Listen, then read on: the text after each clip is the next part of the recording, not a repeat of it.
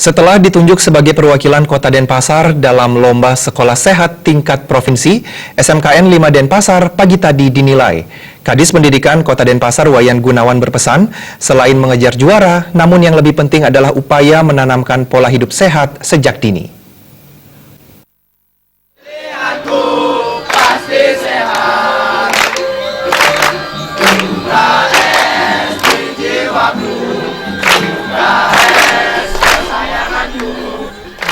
Kadis Pendidikan Kota Denpasar Wayan Gunawan mengatakan, dalam mengikuti kompetisi, tentunya juara menjadi tujuan utama.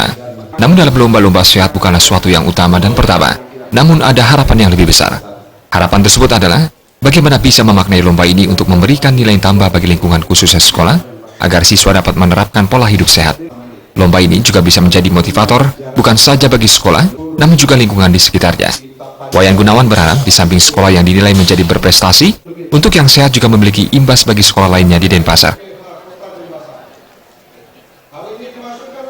Masalah juara ini bukanlah suatu yang utama dan pertama, tetapi ada harapan yang lebih besar tentunya ada di balik itu.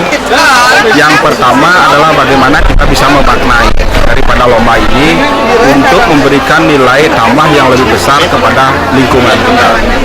Nah, yang dimaksud dengan lingkungan ini terutama adalah bagaimana anak-anak sekolah ini bisa berperilaku hidup sehat, bisa nanti istilahnya menjadi motivator untuk lingkungan, baik lingkungan sekolah maupun lingkungan di sekitar.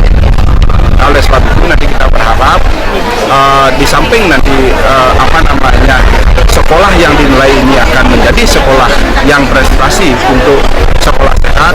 Tentunya nanti kita berharap imbasnya kepada sekolah-sekolah lain yang ada di Kota Denpasar, supaya semua sekolah Denpasar nanti bisa menerapkan perilaku hidup sehat. Sementara PLT Kepala SMKN 5 Denpasar, Wayan Sarjada merasa bangga telah ditunjuknya SMKN 5 Denpasar dalam lomba ini untuk mendukung program pemerintah menerapkan pola hidup sehat. Dan tim pembina PS Denpasar Timur serta pihak lain yang tidak dapat kami sebut. Kita sambut dengan baik karena bagaimanapun juga ini kan tugas kita untuk mengarahkan generasi kita untuk hidup sehat.